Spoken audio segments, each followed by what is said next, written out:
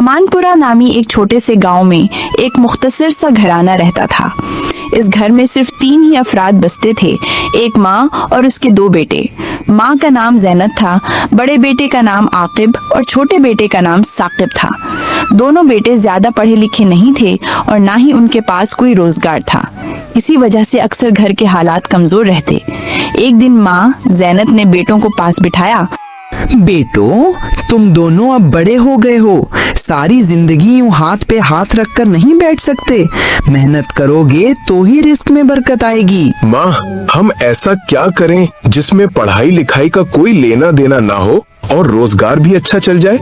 बेटा, मेहनत करने वालों को कभी भूखा नहीं रहना पड़ता।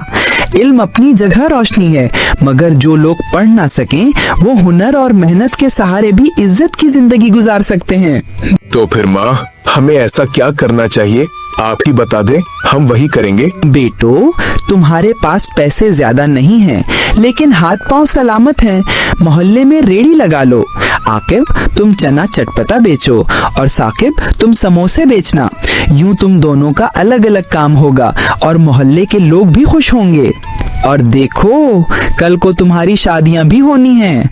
उस वक्त अलग रोजगार होना बेहतर होगा ताकि तुम्हारे दरमियान झगड़े ना हो। अरे माँ, आप ऐसी बातें क्यों कर रही हैं? हमारे दरमियान लड़ाई झगड़ा कैसे हो सकता है? आप है ना, आप सब कुछ संभाल लेंगी।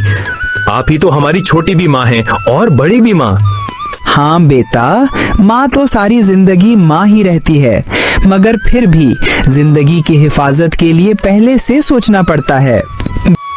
माँ की ये बातें सुनकर छोटा बेटा साकिब फौरन अगली सुबह दोनों भाई रेहड़ियाँ लेकर बाजार गए।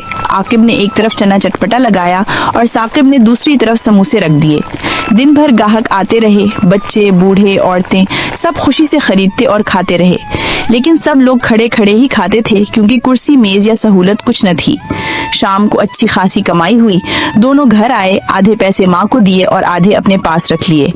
बड़ा भाई आकिब ने छोटे से पूछा, छोटे, बता, अपने पैसों का क्या करेगा?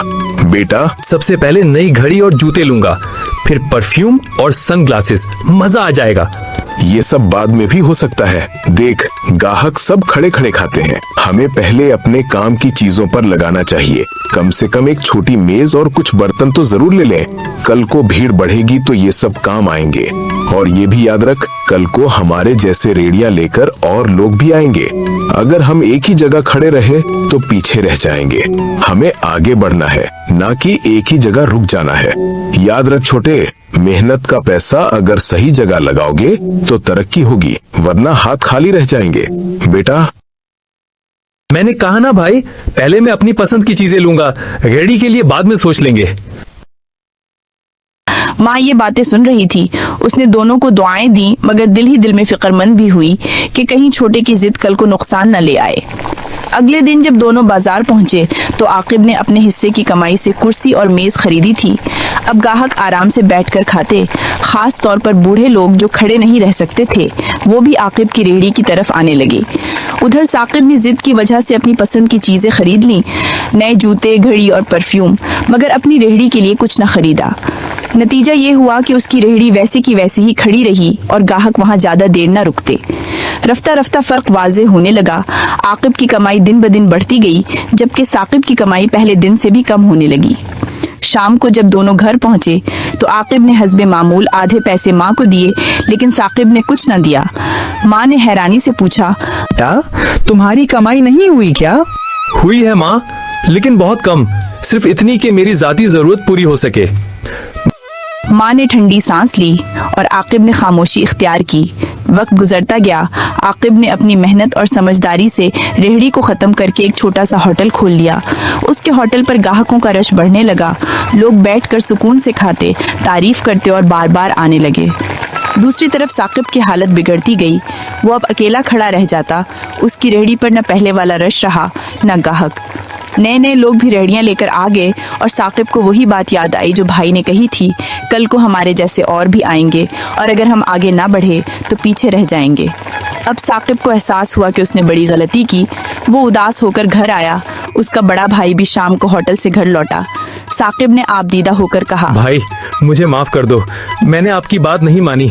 आज मेरी रेडी पर ग्राहक नहीं आते और जो आते भी हैं वो दूसरों के पास चले जाते हैं। काश मैं आपकी बात मान लेता तो इतना नुकसान न होता। अभी देर नहीं हुई, मैं हूं ना। अपनी रेडी भेज दो और मेरे साथ होटल पर आ जाओ। हम दोनों मिलकर काम करेंगे, मेहनत करेंगे। जो भी पैसा होगा हम आधा आधा बांट लेंगे। अगले दिन से दोनों भाई ने साथ मिलकर होटल चलाना शुरू किया। अब मेहनत भी ज्यादा थी, ग्राहक भी ज्यादा थे और कमाई भी डबल। घर में खुशी का समा था। माँ दुआएं देती और दोनों भाई सुकून से हंसी खुशी अपनी जिंदगी गुजारने लगे। इस तरह कहानी का सबक है कि मेहनत का पैसा सही जगह लगाने से तरक्की मिलती है। जिद और फजूल खर्ची इंसान को पीछे कर देती है और समझदारी और भाईचारे से जिंदगी संवर जाती है।